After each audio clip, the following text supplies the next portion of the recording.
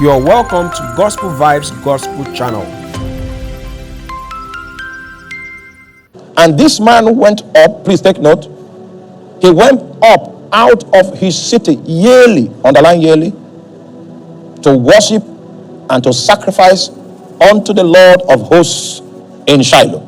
Now you will notice that there is yearly in that scripture, and I'm trying to describe to you the things we need to do in order to commence a spiritual year. Just like my wife said that an academic year begins in September, so a spiritual year begins the moment you do this, which this guy does yearly. So what does he do yearly? He goes to worship. I hope I've told you that in order for you to accomplish worship, you must take one of the things that are due to God and you present it to him. That is worship. Notice that in this yearly worship, what he goes to present to God is what? It's a sacrifice. One of the things due to God, you must take it as you proceed to worship. Okay, go to verse 21, which is my emphasis, and that's where I'm going to stop for the night. 21. And the man Elkanah and all his house went to offer unto the Lord his yearly sacrifice and his vow. That yearly sacrifice there is first fruit. So he goes to commence his spiritual year by going to God with first fruit. The moment he has given first fruit, it means that he has reactivated the covering of God over his life for that year. That whereas others might die by Boko Haram, die by bomb, die by blight, he will not die by those. It is only when his days are accomplished that he can sleep with his fathers.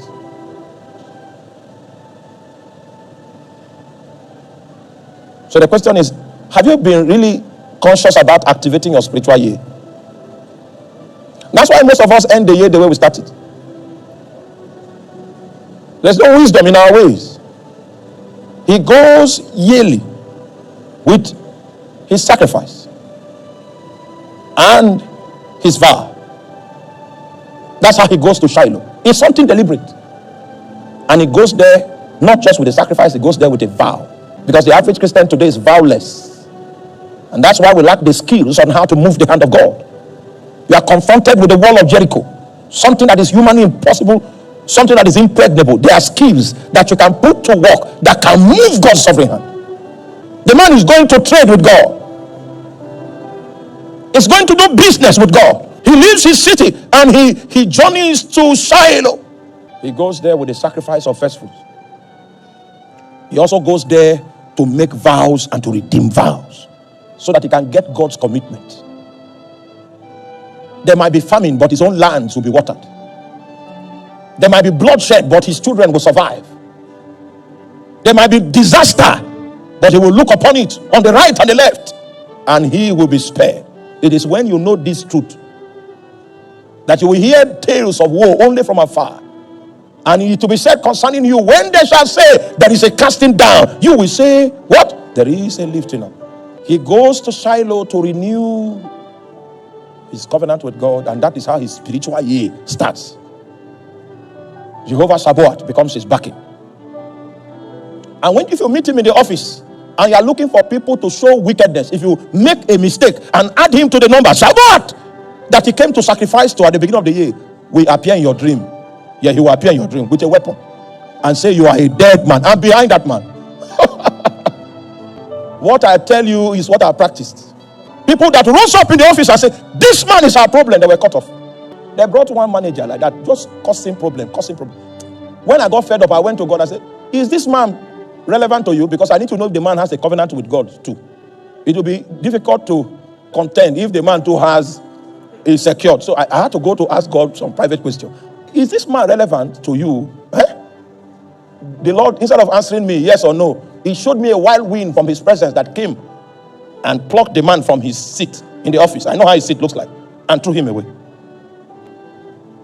So I went to the office, and one of my colleagues, who happens to be a son of the bondwoman, came to me and was complaining.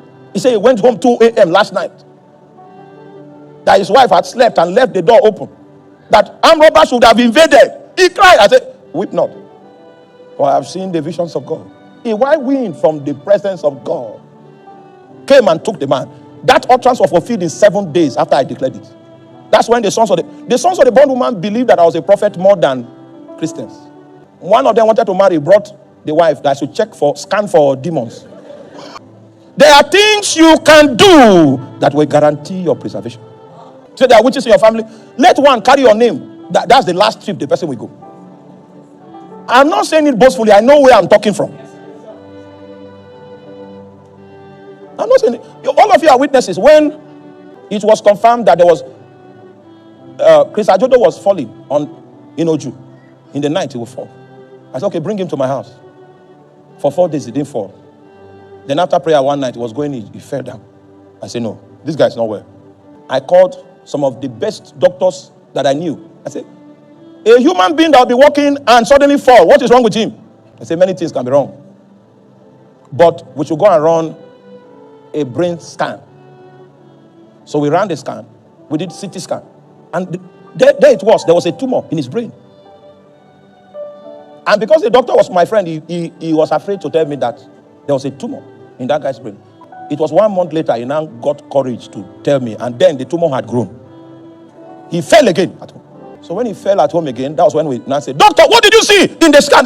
There's a tumor there. Tumor! Meanwhile, we woke up the next morning and the guy's mother came to the house. And he said he saw that his son died. I said, Mama, people don't die here. But her dream was accurate. It's just that I did not tell her that there was a tumor. But I told her people don't die here.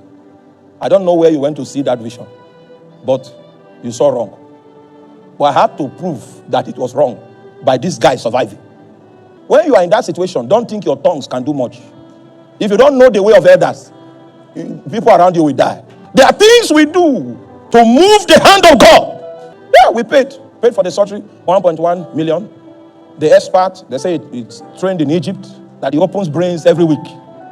So we took the guy there. So when we took him there, I went to the Lord with the things that are due his name to appease him. That guy died on the table for 38 minutes. He died on the table. After 38 minutes, he revived, and he's still alive today. Please let me tell your neighbor, don't die, don't die. You can live until you are tired of life. He died for 38 minutes on the table. You know that thing now, that monitor that goes like this? The thing went for 38 minutes. After 38 minutes, he picked again. The guy has even had a child after that surgery. And when I see that child running around, the only thing I do is to speak in tongues. That this one was brought from the dead. There are principles that God has put in place that if we practice, you'll be immune to the disaster that is coming.